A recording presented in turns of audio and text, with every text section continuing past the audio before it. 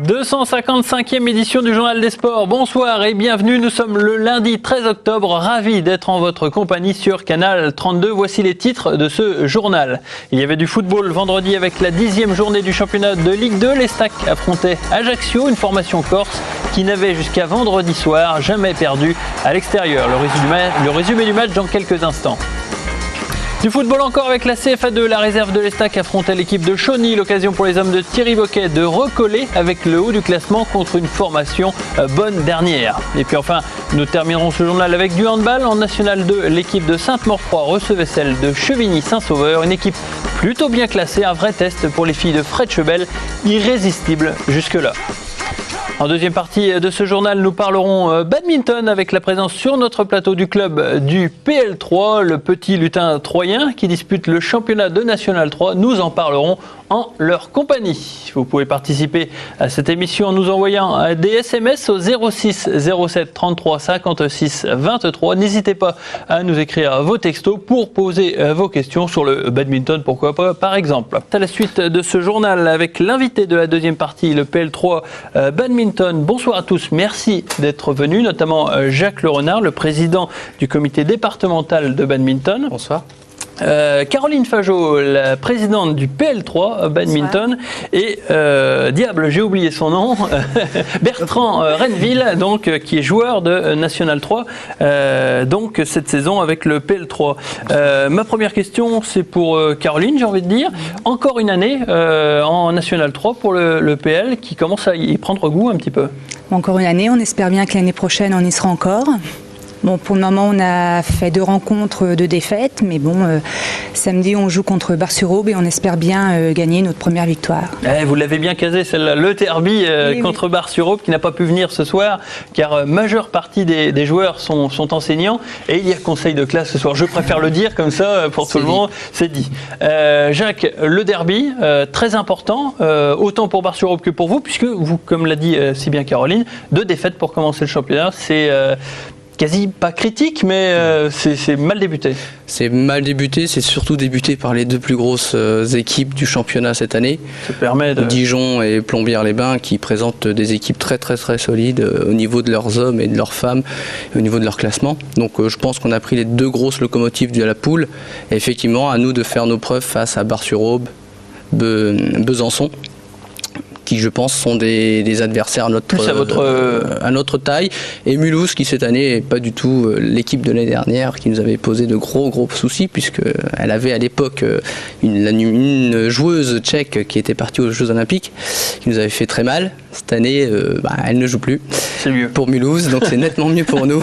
Et ça donc, se ressent parce que Mulhouse souffre terriblement puisqu'ils sont derniers, largement derrière nous au goal average. Alors Jacques, je profite de vous avoir avec moi, le président du comité départemental, pour souligner la bonne santé des clubs au bois de badminton, puisque Bar-sur-Aube vous a rejoint la saison dernière en montant en National 3. Oui. Ça, c'était une très très bonne nouvelle la saison dernière, et c'est doublement important, puisque si le PL3 est monté rapidement du fait que ce soit la grosse ville du département, qui rassemble beaucoup de joueurs, on est monté par des qualités, je dirais, qui sont venues de divers horizons.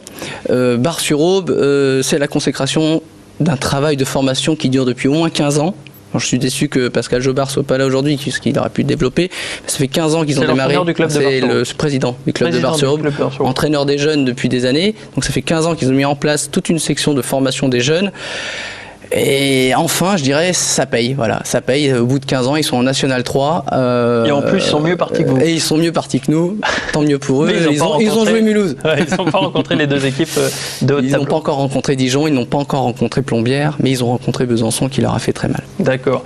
Bertrand, vous rencontrez Bar-sur-Aube ce samedi, on le répète, 16h, COSEC 3. COSEC 3, 16h. Voilà, si vous voulez assister à la rencontre, au derby donc, de badminton qui va donner beaucoup.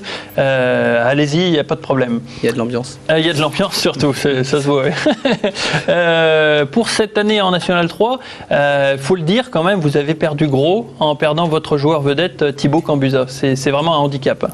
Disons que c'est vrai que niveau sportif, ça nous fait un sacré handicap parce que Thibaut Cambusa nous permettait de nous rapporter 1 point, voire 2 points sur les rencontres, sachant qu'une rencontre comprend 8 points, ça faisait déjà pratiquement un quart des points. Maintenant, en contrepartie, on a recruté une autre joueuse, Séverine Groux, qui, elle, depuis le début de la saison, nous a permis de rapporter tous ses points. Donc 2 points à chaque rencontre. Et c'est vrai qu'en garçon, c'est plus difficile, mais en filles, on a compensé par cette arrivée. Justement, on en parlait avec Jacques. La poule, à part les 2 grosses cylindrées que vous avez affrontées en début de saison, est-ce qu'elle est jouable, entre parenthèses ? Bien sûr qu'elle est jouable. On peut viser une 3e, voire une 4e place, ce qui nous permettrait de nous maintenir toujours en National 3.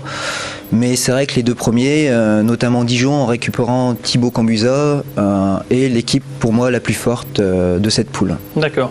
J'ai une question SMS qui vient d'arriver en régie. C'est la folie. Je vais me tourner vers Jacques justement. Ouais. On a peut-être déjà un petit peu répondu quelque part, mais enfin, c'est Eric Saint-Julien qui vous la pose officiellement. Où peut-on voir des matchs de badminton donc le week-end ?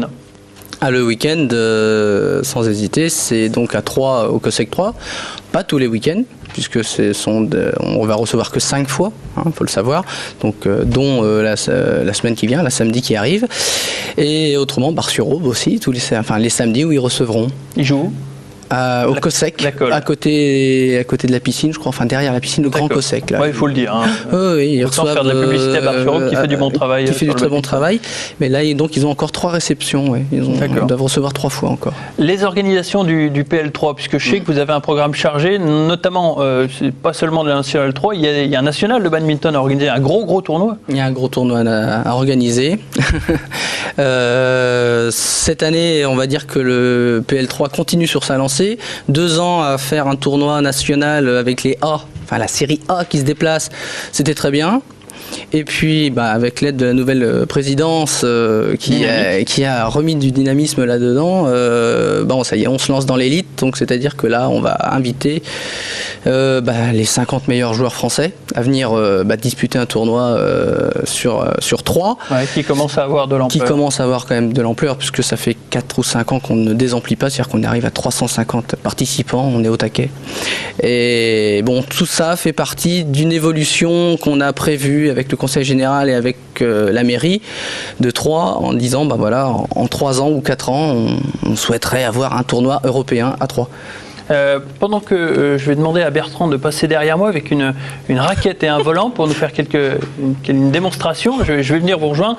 Caroline, est-ce que vous mettez l'accent sur les jeunes, sur la formation des jeunes sur le badminton ? Parce que je sais que ça plaît beaucoup aux grands ou aux anciens sportifs notamment, puisqu'on en voit beaucoup. Est-ce que les jeunes, ça marche ? On a 2 créneaux jeunes à l'heure actuelle. On en a un le mardi dont Jacques s'occupe, c'est les 7-12 ans. Peu près. Et le mercredi, c'est Séverine Groux, donc la nouvelle recrue qui s'en occupe, c'est les 12 jusqu'à 18 ans, je crois. D'accord. Et on a récupéré cette année énormément de jeunes, de tout petits. D'accord. Donc effectivement, Jacques s'en occupe. Alors pour finir cette émission, je me tourne vers donc Bertrand qui est derrière moi. Je vais lui demander de faire un geste basique de badminton. C'est le service, parce que je sais qu'il y a plusieurs manières de servir au bad, Bertrand. Oui, c'est exact. Oh là là, attendez. Je vais vous fournir un micro parce que s'il faut en plus. Allez-y. Donc il y a 2 possibilités de service. Le service principalement de simple, donc qui se fait en général coup droit. Donc tout simplement, on est en position latérale, on prend appui sur le pied arrière, on lâche ce volant. Et on fait monter le volant vers on peut le faire monter. Il manque un petit une sorte de cuillère au tennis. Une sorte de cuillère au tennis, oui. Avec un petit geste à la fin au niveau du poignet pour fouetter en fait le geste pour qu'il ait plus de puissance. Ce sera le geste de la fin puisqu'on est déjà en retard. Donc je vais conclure. Voilà, ce journal est terminé. Je vous remercie de l'avoir suivi. Oh là, ça me bombarde de tous les côtés. Je vous remercie de l'avoir suivi. Merci à Flav pour la réalisation de cette émission, Laurent aux images, Jean-Phi à la mobile et Cécile au son. Je vous donne rendez-vous la semaine prochaine pour un nouveau numéro du Journal des Sports. À très bientôt. Au revoir.